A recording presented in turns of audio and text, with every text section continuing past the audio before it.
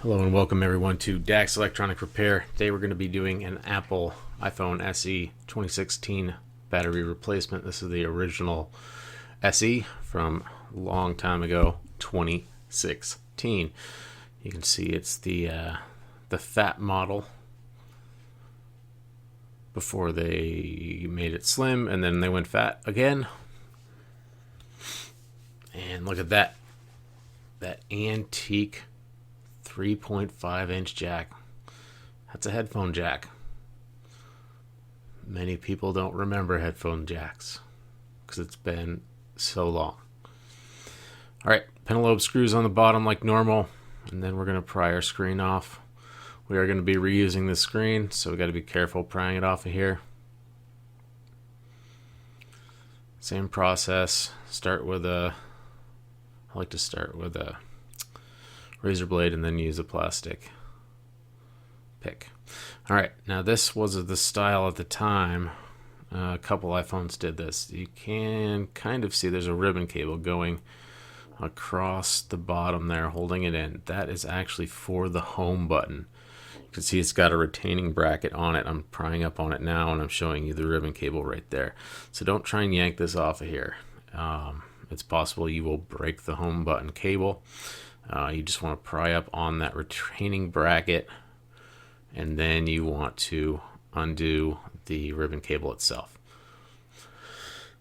And of course, the bracket fell down and stuck to the battery. Not the battery. The back of the speaker, which has a magnet in it. As you can see right here, I will grab it. There he is. I believe the 5s also used this cable that went directly down. Like I said, it's an older phone, but it is the first of the 3 generations of SEs so far. And Apple plans on making more of them, so that will be an outdated statement very soon. Alright, so we're just doing the battery. You can take the screen off if you need to or feel like you should. You do not have to. I just leaned it up on my little tool there, and I go ahead and remove the 2 screws, just standard Phillips, that hold the battery and, well, yeah, I guess just the battery cable in on this phone. That's the only thing we care about, at least. Alright, battery cable is up.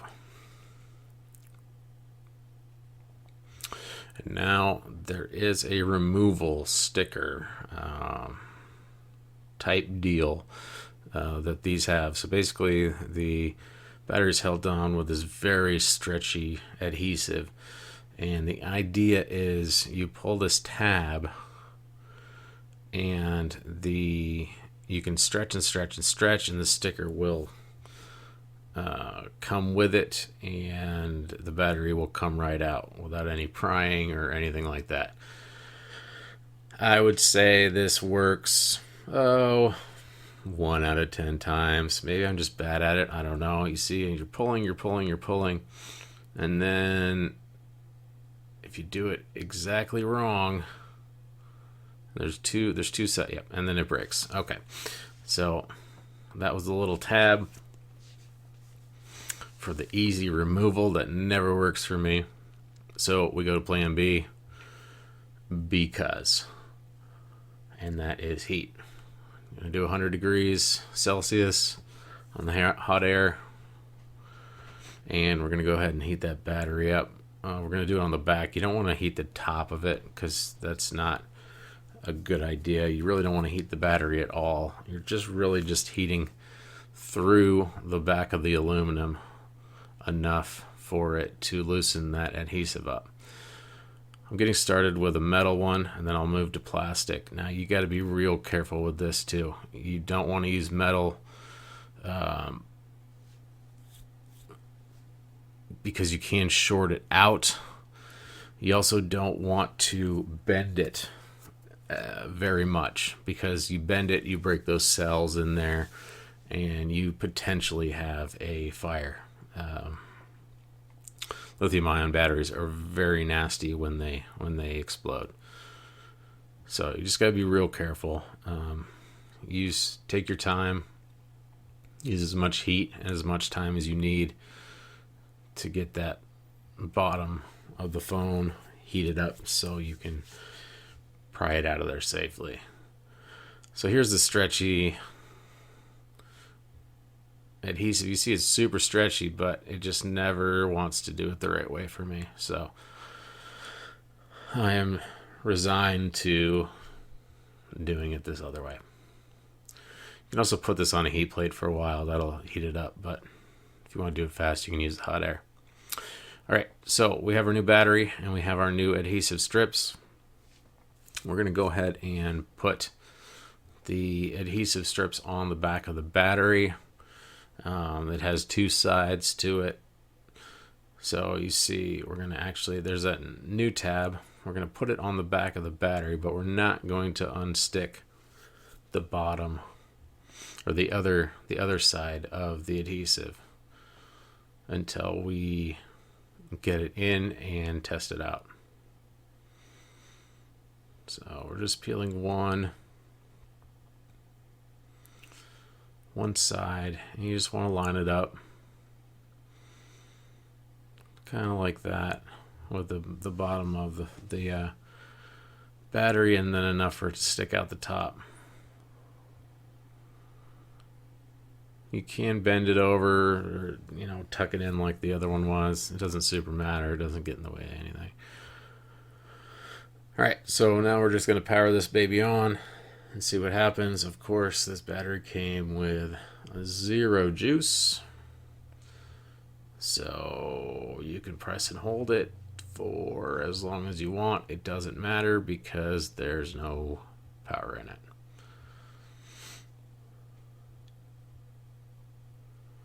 Plug it in, plug it in. All right. So now that we know the battery's good, because the screen came on, you do want to make sure that the actual screen comes up, because with a bad battery, it can just do a boot loop where it just shows the Apple symbol and then restarts. That's a sign of a bad battery.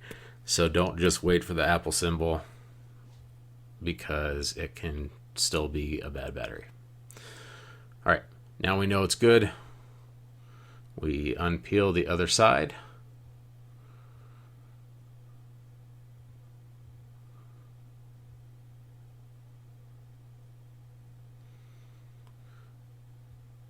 This one's a little bit stickier, so it wants to come up with it, so just be careful.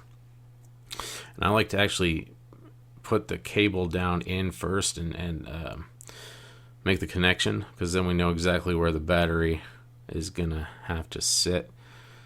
Sometimes if you put the battery in first, the length of the connector, it doesn't sit exactly where it needs to. So that's just the best way to do it.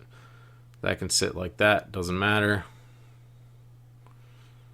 As you can see, I start to do that, then I say, never mind, who cares? All right, and that is basically it. It's a quick repair, relatively simple.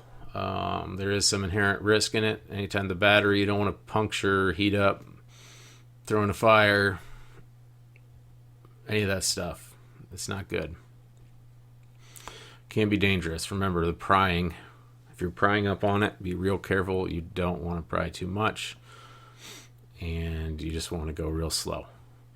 All right, so our screws are going back in, and we're going to put our home button cable back in. Now this is kind of tricky. You actually have to hold it open while you make the connection. It's kind of a pain. Right now I'm just trying to kind of show you where that actually goes. The camera doesn't pick it up super well, but you can see that it goes right in there. See, there's the cable, there's the connector, and then there is where it connects to, and then the bracket goes on top of that. So the best way to do it is actually set it down and kind of move the screen over a little bit. Now you're kind of putting a little bit of stress on those ribbon cables for the top of the screen, so you don't want to do it too much. You want to be real careful. But as you can see, that way you have full access to it, and then you can also put your bracket right on top of it.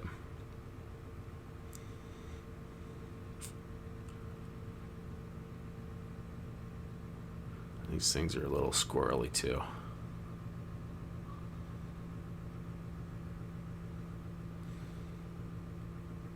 And as you can see, the two tabs go towards the top and the one on the bottom. Then you kind of do that and you mess with it and it flips over and you say, just come on, let's get this. I just want to be done with this. And then it does it, and then you do it.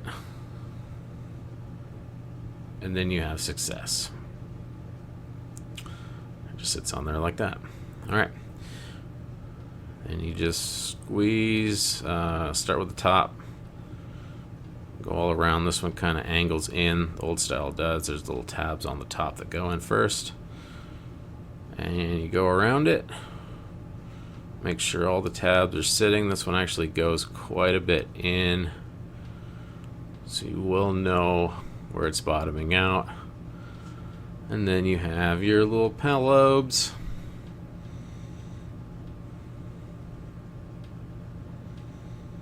Get them going. They are little tiny ones. You really want to pick it up with your magnetic screwdriver first, and then screw her all the way in, because they're just little baby guys. And that's really it. That is how you change a battery in an iPhone, Apple iPhone SE 2016 original. Thanks for checking out my video. Go ahead and like, subscribe, and comment, and see you next time. Love you.